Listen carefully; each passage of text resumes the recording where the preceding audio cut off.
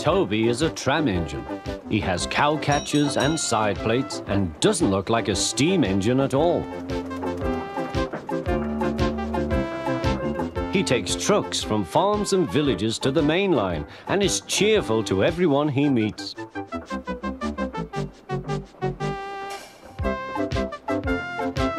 He has a coach called Henrietta, who has seen better days. "It's not fair at all," she grumbles, remembering that she used to be full and 9 trucks would rattle behind her.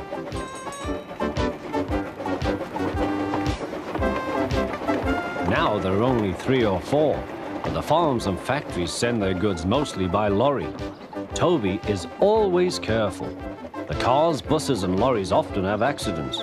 Toby hasn't had an accident for years. The buses are crowded and Henrietta is empty.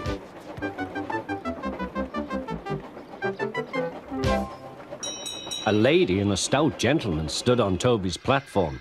He was, of course, the Fat Controller, but Toby didn't know this yet.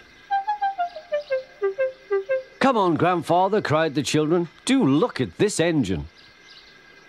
"That's a tram engine, Stephen," said the Fat Controller. "Is it electric?" asked Bridget. "Whoosh!" hissed Toby. "Shh, shh," said her brother. "You've offended him." "But trams are electric, aren't they?" "They are mostly, but this is a steam tram." "May we go in it, Grandfather? Please?" "Stop," said the Fat Controller to the guard. They all scrambled into Henrietta. "Hip, hip, hooray!" chanted Henrietta. But Toby did not sing. "Electric indeed! Electric indeed!" he snorted. He was very hurt. "What is your name?" asked the Fat Controller. "Toby, sir." "Thank you, Toby, for a very nice ride." "Thank you, sir," said Toby. He felt better now.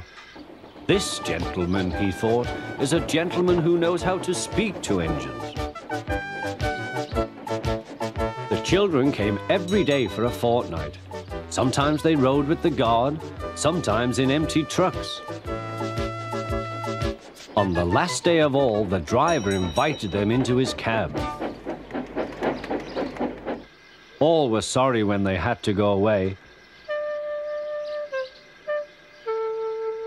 And the Fat Controller and his family thanked everyone. "Come again soon," replied Toby. We will," called the children. And they waved till Toby was out of sight.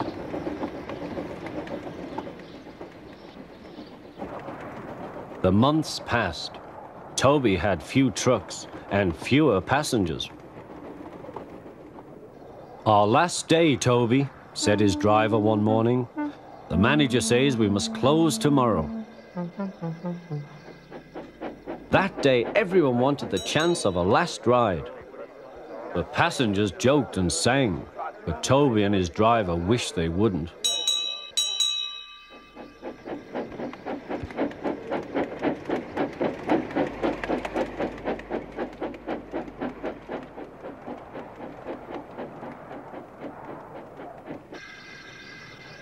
"Goodbye, Toby," said the passengers afterwards. "We are sorry your line is closing down." "So am I," said Toby. Nobody wants me, Toby thought, and went on happily to sleep.